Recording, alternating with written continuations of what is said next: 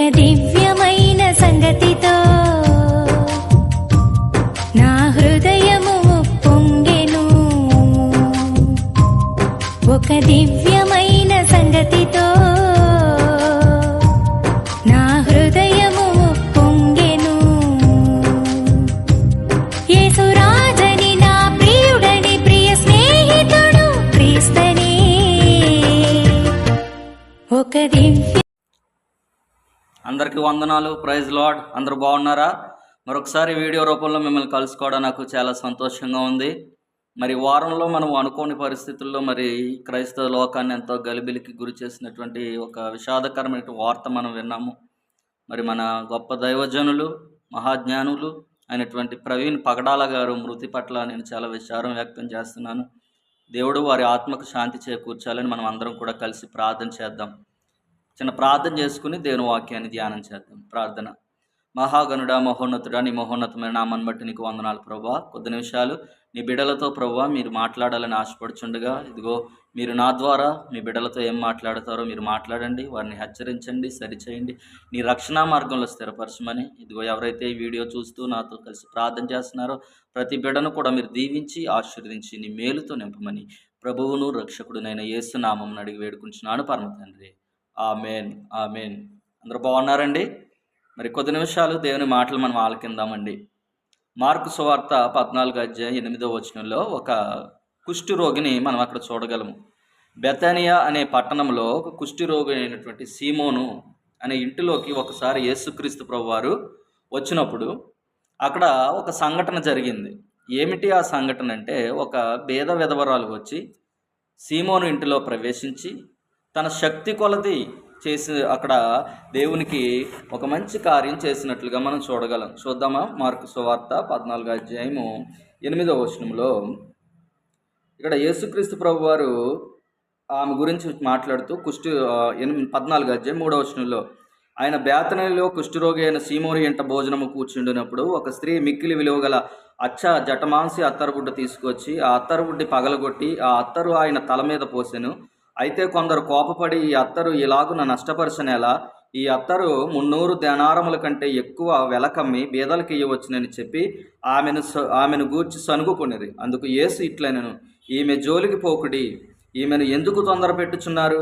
ఈమె నా ఎడల మంచి కార్యం చేసెను. బీదలు ఎల్లప్పుడూ మీతోనే ఉన్నారు, మీకు ఇష్టమైనప్పుడల్లా వారికి మేలు చేయవచ్చును. నేను ఎల్లప్పుడూ మీతో ఉండను. ఈమె తన శక్తి కొలది చేసి భూస్థాపన నిమిత్తము నా శరీరమును ముందుగా అభిషేకించెను. ఇక్కడ నేను తీసుకునే మాట ఏంటంటే, శక్తి కొలది. శక్తి కొలది అంటే ఈ బీద విధవరాలు తనకున్నటువంటి దానిలో శక్తి కొలది దేవునికి ఇచ్చింది. దేవునికి స్తోత్రం కలుగును గాక. మనము కూడా మనకున్న దాంట్లో ఇవ్వడం కాదు, మనకున్న ఎంత ఉన్నది అనేది కాదు, అక్కడ మన శక్తి కొలది మనం ఎంత ఇవ్వగలుగుతున్నాం దేవునికి. చాలామంది దేవునికి ఇవ్వడంలో వెనకంజ వేస్తూ ఉంటారు, దేవునికి సహాయం చేయడంలో వెనకంజ వేస్తూ ఉంటారు. మనము దేవునికి కానుకిస్తున్నామంటే అది దేవునికి ఇస్తున్నామనే ఉద్దేశంతోనే ఇవ్వాలి తప్ప పాస్టర్ గారికి ఇస్తున్నామనే ఉద్దేశంతో ఇస్తే దానివల్ల వచ్చే ప్రయోజనం ఏమీ ఉండదు. కనుక మనము శక్తి కొలది దేవునికి మనం ఇవ్వాలని మీకు తెలియజేస్తున్నాను. ఈ యొక్క స్త్రీ కూడా అదే విధంగా శక్తి కొలది ఆమె ఇచ్చినట్లుగా మనము చూడగలము. అదేవిధంగా ఇక్కడ రాస్తున్నాడు, ఈమె తన శక్తి కొలది చేసింది అని యేసుప్రభు వారు గ్రహించి ఆమె గురించి చెప్తున్నాడు. అదేవిధంగా మనం చూస్తే యోహాను సువార్త 6:9 కూడా 5 రొట్టెలు 2 చిన్న చేపలు శక్తి కొలది ఇచ్చారు ఆ బిడ్డలు. ఆ శక్తి కొలది ఆ 5 రొట్టెలు 2 చిన్న చేపలను ఇచ్చినటువంటి ఆ చిన్న బిడ్డలను దేవుడు ఎంతగానో ఆశీర్వదించాడు. 5 రొట్టెలు 2 చేపలను 5,000 మందికి పంచిపెట్టినటువంటి అనుభవాన్ని మనం అక్కడ యోహాను సువార్త 6:9 చూడగలం. కాబట్టి మనం చూసినట్లయితే మొదటి సమూయేలు గ్రంథం 30:21-25 కూడా అక్కడ దావీదు అలసట చెందినప్పుడు, ఒకసారి ఆ మాట కూడా చదువుదాం. మొదటి సమూయేలు గ్రంథము 30 దావీదు యుద్ధంలో అలసిపోయి వచ్చినప్పుడు అక్కడ జరిగిన సంఘటన ఏంటంటే 30:21-25 అలసట చేత దావీదును వెంబడించలేక బెసేరు వాగు దగ్గర నిలిచిన 200 మంది యొద్దకు దావీదు పోగా, వారు దావీదును అతని యొద్ద ఉన్న జనులను ఎదుర్కొన్నట్టుకై బయలుదేరి వచ్చారు. దావీదు ఈ జనుల యొద్దకు వచ్చి వారిని యోగక్షేమడుగా, దావీదు కూడా వెళ్ళిన వారిలో దుర్మార్గులను పనికి మాలిన వారైన కొందరు వీరు మనతో కూడా రాక నిలిచిరి గనుక తమ భార్యలను పిల్లలను తప్ప మనకు మరలా వచ్చిన దోపుడు సొమ్ములో మనకేమీ వీరికి ఇయ్యము, తమ భార్యా పిల్లలను వారు తీసుకుని పోవచ్చునని. అందుకు దావీదు వారితో ఇట్లనెను, నా సహోదరులారా, యెహోవా మనలను కాపాడి మన మీదకి వచ్చిన ఈ దండును మనకు అప్పగించి మనకు దయచేసిన దాని విషయంలో మీరు ఇలాగున చేయకూడదు. మీరు చెప్పినది ఎవరు ఒప్పుకుందరు? యుద్ధమునకు పోయిన వాని భాగం ఎంతో, సామాను వద్ద నిలిచిన వాని భాగము అంతే అని వాడుక మాట. అందుకు అందరూ సమానంగానే పాలు పంచుకుందరు కదా. కావున నాటి నుండి నేటి వరకు దావీదు ఇశ్రాయేలులో అట్టి పంపకము కట్టడగాను న్యాయ విధిగాను ఏర్పరిచి నియమించెను. కాబట్టి ఇక్కడ చూసినట్లయితే ఉన్న దాంట్లోనే పంచుకున్నారు, సమానంగా పంచుకోవాలి. దేవుడు మనకి శక్తి కొలది అనుగ్రహించిన దాన్ని మనం ఆశీర్వదించి దాన్ని మనం పంచుకోవాలి. ఇక్కడ కూడా చూసిన మనం తక్కువ పని చేసినా ఎక్కువ పని చేసినా దేవుని దృష్టికి రెండు సమానమే. మనం సంఘంలో పెద్ద పని చేసినా చిన్న పని చేసినా, సంఘంలో ఒక పెద్దగా ఉన్నా లేకపోతే సంఘంలో ఒక చిన్నవాడిగా నువ్వు ఉన్నప్పటికీ కానీ దేవుని దృష్టిలో సంఘ పెద్ద ఎంతో గుమ్మం దగ్గర కూర్చుని వెళ్ళిపోయి నువ్వు కూడా అంతే. కాబట్టి మనం చూస్తే దేవుడు అంటాడు ఈ జకర్యా గ్రంథం 4:10 కార్యము అల్పమైన కాలమును ఎవడు తృణీకరించును, కార్యములు అల్పమైనప్పటికీ కానీ కాలమును ఎవడు తృణీకరించును అంటాడు. మొదటి సమూయేలు గ్రంథం 30:13 కూడా అంటాడు, ఇదిగో వారి ప్రాణము తప్పలేరినప్పుడు చూడండి, వాడు భోజనం చేసిన తర్వాత వాని ప్రాణం తప్పరిల్లగా, దావీదు నువ్వు ఏ దేశపు వాడు, ఎక్కడ నుండి వచ్చిన వాడు అడిగాను. అందుకు వాడు, నేను ఐగుప్తుడనై పుట్టి అమాలయకుడైన మొక్కనికి దాసుడనై తిని 3 దినముల క్రిందట నేను కాయిలా పడగా నా యజమానుడు నన్ను విడిచిపెట్టిపోయాను. మేము దండెత్తి కెరీతీల దక్షిణ దేశమునకు, యోధా దేశమునకు, కాలేబు దక్షిణ దేశమునకు వచ్చి వాటిని దోచుకుని కాల్చివేసితమని చెప్పేది. కాబట్టి ఇక్కడ దావీదు శత్రువులకు సహాయం చేశాడు. అదంతా మనం కిందకు చదువుకుంటే చాలా శత్రువులకి దావీదు సహాయం చేశాడు, తన శక్తి కొలది సహాయం చేశాడు. దావీదు పరిస్థితి అప్పుడేమీ మహారాజు కాదు, దీన పరిస్థితిలోనే ఉన్నాడు. యుద్ధంకి వెళ్ళాడు, జయించాడు, అవన్నీ ఒక దీన పరిస్థితిలోనే ఇంకా సౌలు దావీదుని ఇంకా తరుగుతూనే ఉన్నాడు. అప్పటికి ఇంకా సౌలు మరణించలేదు. అలాంటి పరిస్థితిలో శక్తి కొలది దావీదు సహాయం చేశాడు ఆ అమాలయకుడికి. అలాగే 5 రొట్టెలు 2 చేపలు పంచినటువంటి ఆ బిడ్డలు శక్తి కొలది దేవునికి పరిచర్యలో వాడబడ్డారు. అదేవిధంగా శక్తి కొలది అచ్చ జటామాంసి రాసినటువంటి ఆ స్త్రీ, ఆ నూనె రాసినటువంటి స్త్రీ శక్తి కొలది చేసినట్లుగా మనం చూడగలం. కాబట్టి దేవుడు అంటున్నాడు, మనందరికీ కూడా ఒక్కొక్క దేవుడు ఒక్కొక్క పనిని అప్పగించాడు. 1 కొరింథీ పత్రిక 12:22 సంఘం అనే శరీరానికి రకరకాలైనటువంటి పనులు దేవుడు అప్పగించినట్లుగా మనం చూడగలం. 1 కొరింథీ పత్రిక 12:12-22 అంటాడు, కొందరిని అపోస్తులు, అక్కడ అంటాడు 28 అంటాడు, కొందరు అపోస్తులు గాను, కొందరు ప్రవక్తలు గాను, కొందరు భాషలు మాట్లాడేవారు. ఇలా రకరకాలైనటువంటి బాధ్యతలు దేవుడు సంఘంలో విశ్వాసులకు అప్పగించాడు. కాబట్టి మనకు అప్పగించిన శక్తి కొలది మనం దేవుని పని చేయాలి.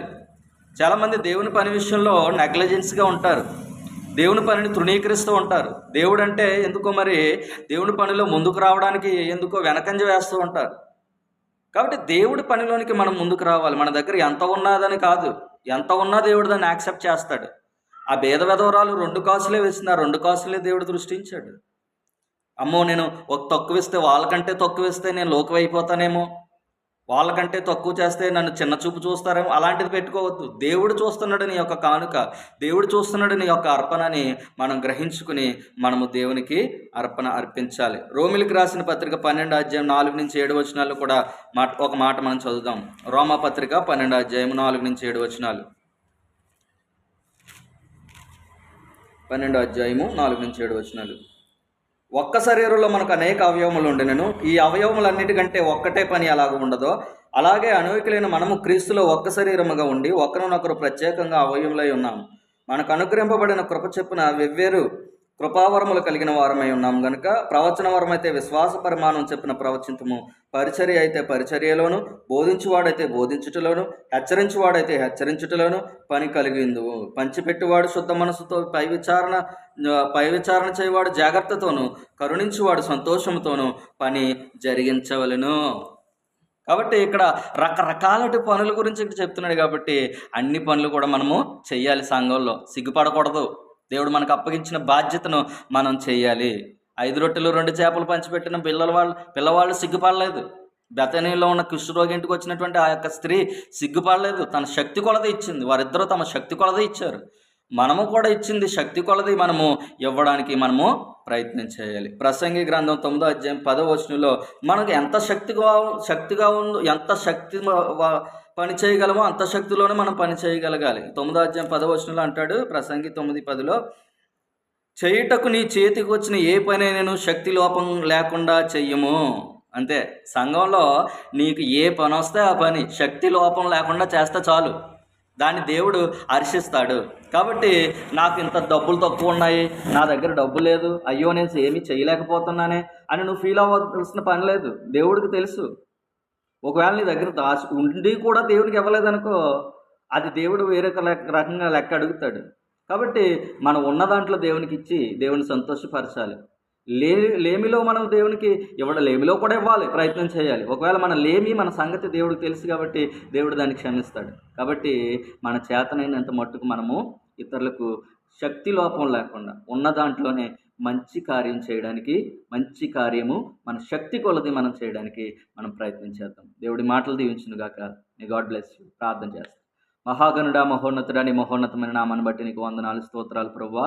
ఇదిగో తండ్రి, ఈ ఉదయకాల యొక్క సమయంలో మరొకసారి నీ పాద సన్నిధికి వస్తున్నాము. మా బిడ్డలను మీరు దీవించండి, ఆశీర్వదించండి. మాకున్న దాంట్లోని శక్తి లోపం లేకుండా మేము పని చేయడానికి, సంఘం నిమిత్తం మేము కష్టపడడానికి, సంఘం కోసం మేము పాటుపడడానికి నీ కృపను అనుగ్రహించండి ప్రభువా. ఇదిగో తండ్రి, మాకున్న దాంట్లోనే నువ్వు ఎక్కువ మా నుండి ఆశించేవాడు కావు.